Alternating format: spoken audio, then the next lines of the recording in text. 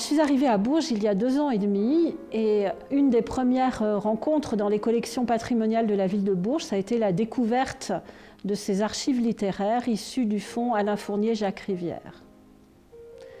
Ce fonds est arrivé à la bibliothèque de Bourges en 2000, apporté par les descendants d'Alain Fournier et Jacques Rivière, en l'occurrence par son neveu, son épouse et ses petites nièces. Un don particulièrement précieux puisqu'il contient 17 000 pièces, riches de nombreuses pièces autographes qui nous renseignent sur les écrits, sur la correspondance et sur les carnets intimes de ces 2 jeunes auteurs qui étaient Alain Fournier et Jacques Rivière.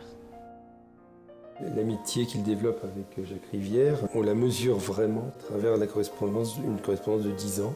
Une des correspondances les plus intéressantes du XXe siècle. C'est pratiquement une œuvre majeure, même si elle est croisée entre les 2 écrivains. Et on peut y suivre leur cheminement intellectuel et moral.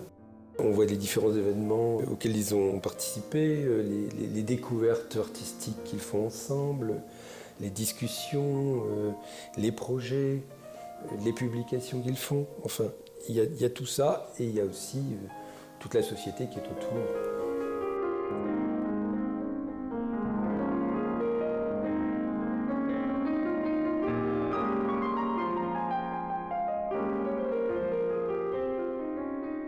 Ce qui le fascine le plus, c'est certainement la technique. J'ai parlé de la vitesse. Il aime aussi l'automobile, il aime faire des longues courses à bicyclette. Bien sûr, il prend le train de façon tout à fait ordinaire, comme tout le monde à son époque. À Paris et dans les grandes villes, on a des tramways qui commencent à être installés. Les omnibus à chevaux qui petit à petit sont remplacés par des omnibus automobiles. Et puis à Paris, on a le métro, lequel est commencé pour l'exposition universelle de 1900. Et dans cette exposition universelle sont bien mises en évidence des innovations techniques qui pullulent à ce moment-là.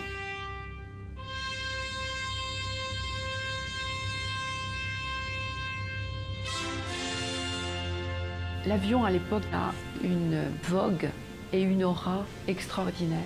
Il y a des exploits qui sont nouveaux presque chaque semaine et les aviateurs sont des héros. Les aviatrices également. Les femmes se mettent tout de suite à piloter les avions puisqu'il y a des écoles de pilotage. Cette aviation va fasciner tout particulièrement Jacques Rivière, le grand ami de Alain Fournier.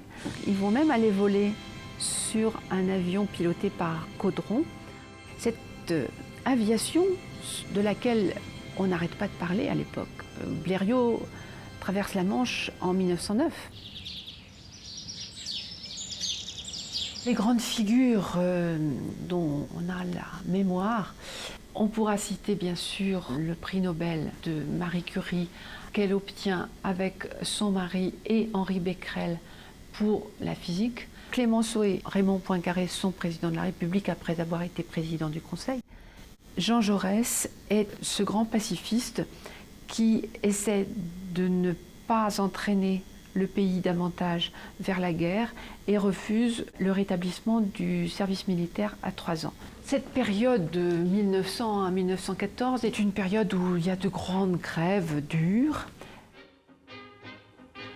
C'est une période aussi où on sait s'amuser.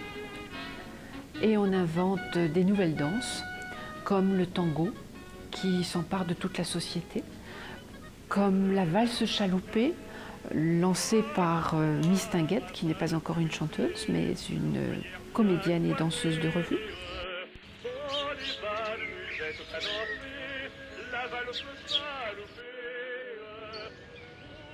Le Grand Maune paraît le 6 novembre 1913. Le 14 novembre 1913, c'est Du côté de chez Swann qui paraît, de Marcel Proust. Paraît également La colline inspirée de Maurice Barrès. Maurice Barrès qui a eu beaucoup d'influence sur les jeunes gens au début du siècle. En poésie, on pourrait considérer qu'il y a une bombe. C'est la prose du Transsibérien et de la petite Jeanne de France par Blaise Cendrars qui publie son texte avec la peinture simultanée de Sonia Delaunay. C'est une bande de papier de 2 mètres de haut, pliée dans la partie verticale et ensuite repliée en accordéon, avec l'idée de tirer ces 2 mètres de papier 150 fois pour obtenir la hauteur de la tour Eiffel. Bon, l'arrivée de la guerre a fait que finalement seulement 60 exemplaires ont été tirés.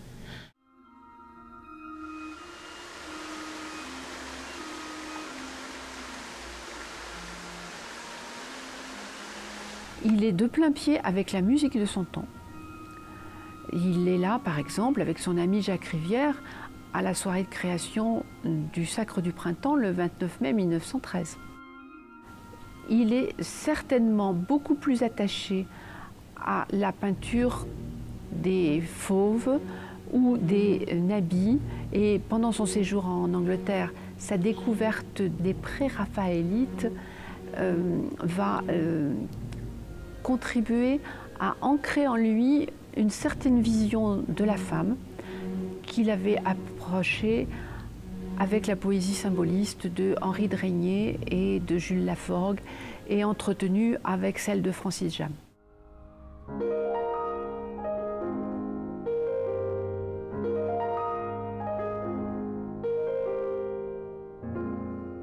Donc Alain Fournier fait une rencontre, la rencontre d'une jeune fille.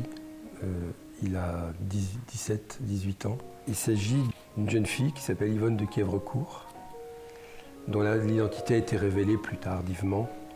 Donc c'est la personne qui l'a inspiré. Et il est encore attaché à son village d'Épineuil-le-Fleuriel, même si depuis la 6e, il l'a quitté.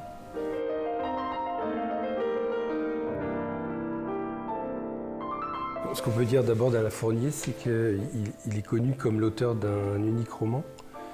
C'est le roman qu'il a eu le temps d'écrire avant sa disparition prématurée. On voit un peu la gestation de l'œuvre à travers ses poèmes essentiellement. On voit comment il cherche sa voix de romancier, alors qu'au départ, il se pense poète. Finalement, c'est dans la Nouvelle Revue Française, où son ami devenu beau-frère Jacques Rivière était secrétaire, que sera publié à partir du mois de juillet et jusqu'au mois de novembre son roman, tandis qu'il prend des contacts avec une autre maison d'édition pour la publication en volume chez Émile Paul.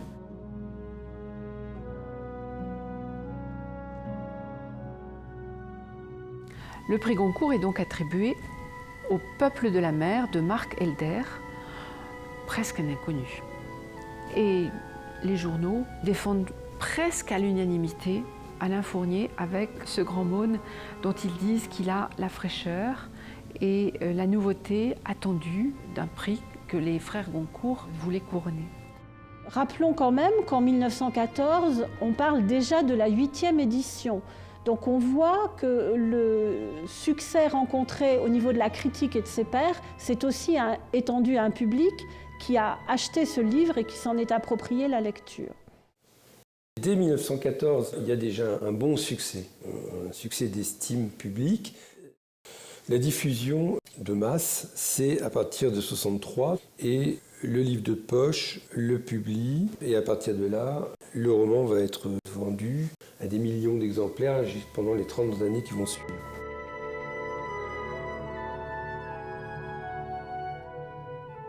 Cette édition de petit prix a favorisé l'appropriation par le monde scolaire.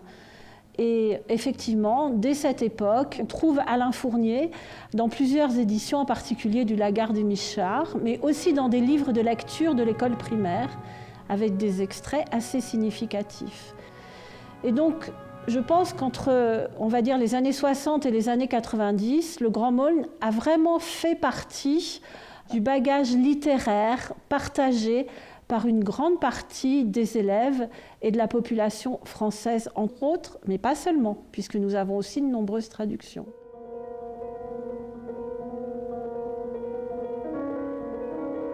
Chose importante, c'est que dès les premières années, la première décennie, son œuvre, enfin le Grand Mône en tout cas, est diffusée à travers le monde.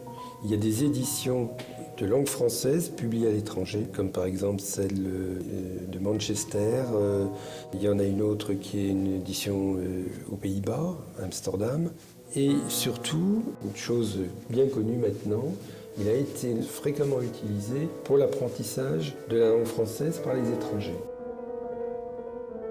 Très tôt dans le siècle, le Grand Monde est illustré, dès 1925.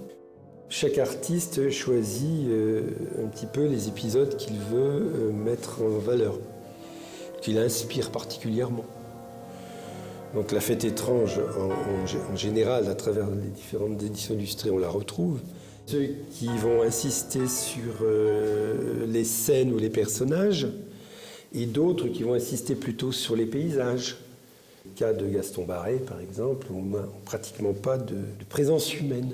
Ce sont les paysages du Grand Monde, ce sont les paysages de la Sologne ou du Berry.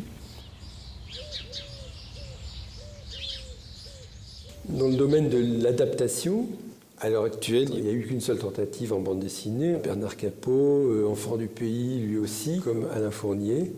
C'est proche de l'univers d'Alain Fournier, surtout les paysages.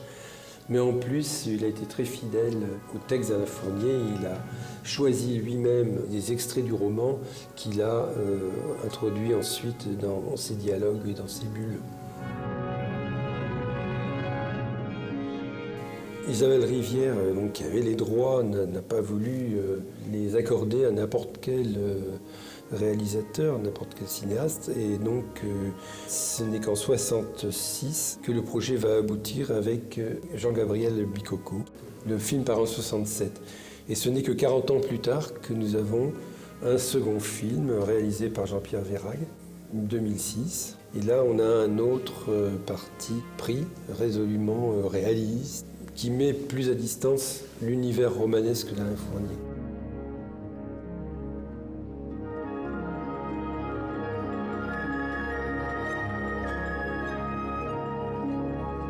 Qu'est-ce qui fait qu'une œuvre devient célèbre? Qu'est-ce qui fait qu'un roman va traverser des décennies, un siècle, et être toujours aussi vivant pour ses lecteurs, pour ses admirateurs et pour un public potentiel qui peut encore le découvrir?